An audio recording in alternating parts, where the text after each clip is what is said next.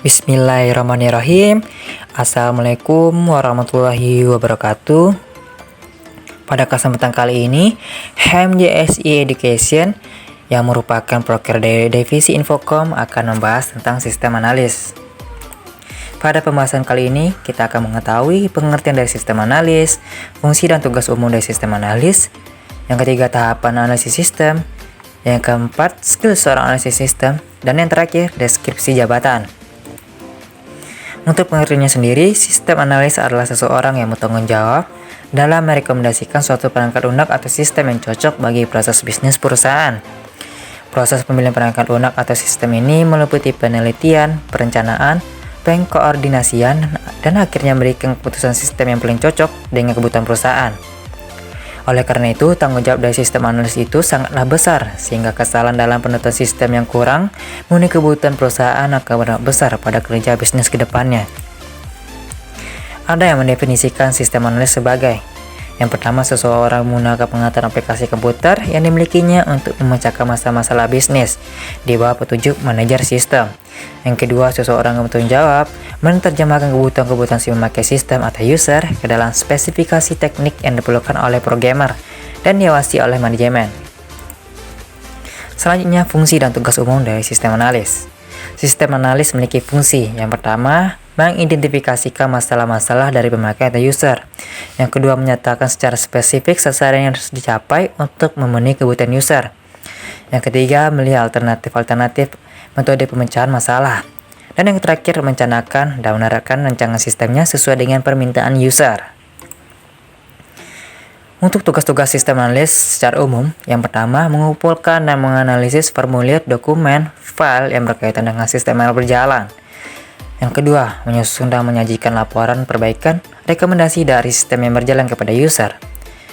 Yang ketiga, merencanakan suatu sistem perbaikan dan mengidentifikasikan aplikasi-aplikasi untuk penerapannya pada komputer.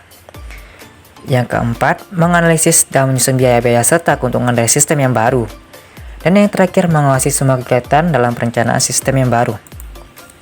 Selanjutnya, tahapan analisis sistem. Tahapan analisis sistem merupakan kegiatan pengarahan dari suatu sistem informasi yang utuh ke dalam bagian komponennya, dengan maksud untuk mengidentifikasi dan mengevaluasi permasalahan-permasalahan, kesempatan-kesempatan, hambatan-hambatan yang terjadi, dan kebutuhan-kebutuhan yang diharapkan sehingga dapat diusulkan perbaikannya. Oleh karena itu, tahap analis dilakukan setelah tahap perencanaan sistem dan sebelum tahap desain sistem. Tahap ini merupakan tahap yang kritis dan sangat penting, karena kesalahan dalam tahap ini menyebabkan kesalahan pada tahap selanjutnya. Berikut tahapan analisis sistem. Yang pertama, kita mengidentifikasi masalah merupakan langkah awal yang sangat penting dan harus dilakukan dari analis sistem. Pada tahapan ini harus bisa mengidentifikasikan atau mendefinisikan sebuah masalah yang dihadapi serta harus dipecahkan agar sistem dapat berjalan dengan baik setelah masalah yang ditemui sudah diselesaikan sejak awal.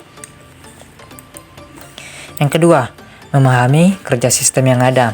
Langkah ini dilakukan dengan mempelajari secara rinci bagaimana sistem yang sudah ada berjalan.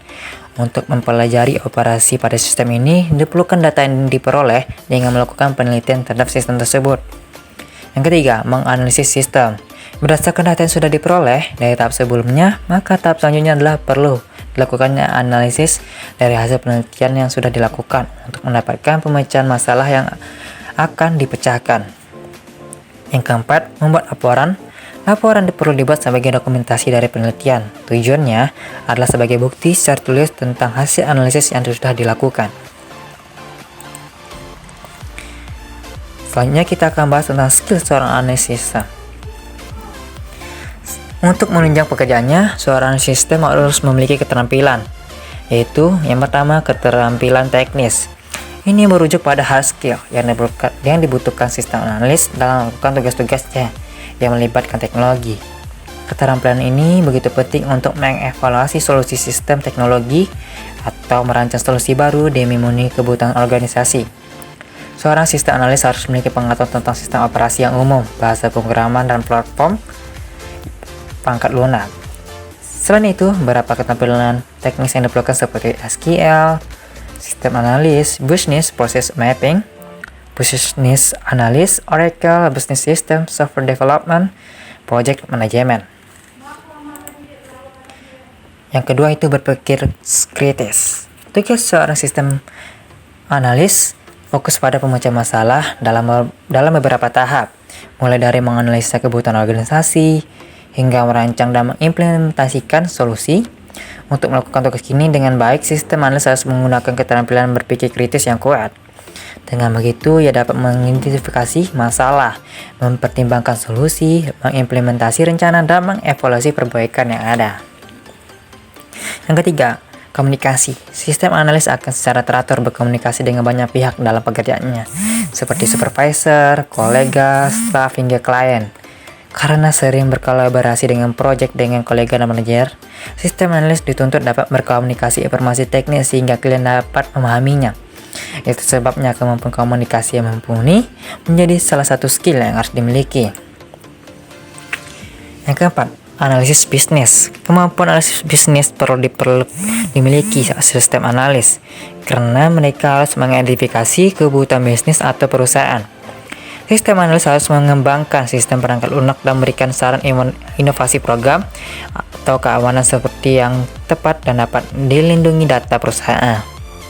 Karena itu, sistem analis perlu memiliki kemampuan dalam menganalisa pemilihan produk dan menemukan inovasi sistem juga paling ekonomis bagi perusahaan dengan mempertimbangkan hasil baik jangka pendek maupun jangka panjang. Kreatif, seorang sistem analis harus inovatif. Ia harus bisa mendekati masalah dengan solusi non-tradisional. Pasalnya banyak semakin teknologi baru yang masuk ke pasar, sehingga menentang pula pemecah masalah yang dihadapi sistem analis. Yang keenam, perencanaan. Seorang sistem analis juga diharapkan ahli dalam merencanakan berbagai tahapan di mana ia merancang sebuah proyek harus dieksekusi. Ia harus mampu membuat kerangka rencana tentang bagaimana produk itu akan terlihat dan memastikan semua detail rencana dan tahapan-tahapan yang berbeda yang dieksekusi dengan sempurna. Yang terakhir, kita akan membahas deskripsi jabatan dari sistem analis. Job deskripsi atau deskripsi jabatan sistem analis adalah sebagai berikut. Yang pertama, memperluas atau memodifikasi sistem untuk melayani tujuan baru untuk meningkatkan alur kerja. Yang kedua, menguji, memelihara, dan memantau program dan komputer sehingga termasuk koordinasi instalasi program komputer dan sistemnya. Yang ketiga, mengembangkan dokumen dan merevisi prosedur desain sistem, prosedur pengujian, dan standar kualitas. Yang keempat, menyediakan staf dan pengguna dengan membantu menjaga masalah komputer terkait seperti malfungsi dan masalah program. Yang kelima, meninjau dan menganalisa hasil printout komputer dan indikator kinerja untuk menemukan masalah kode dan memperbaiki error dengan mengkoreksi kode. Deskripsi jabatan. Yang selanjutnya itu berkonsultasi dengan manajer untuk memastikan kesepakatan pada prinsip-prinsip sistem. Selanjutnya itu berunding dengan klien mengenai pengolahan informasi atau perhitungan kebutuhan program komputer. Selanjutnya itu membahas manual, berkala, dan mereport secara teknis untuk belajar bagaimana mengembangkan program yang memenuhi kebutuhan staf dan pengguna.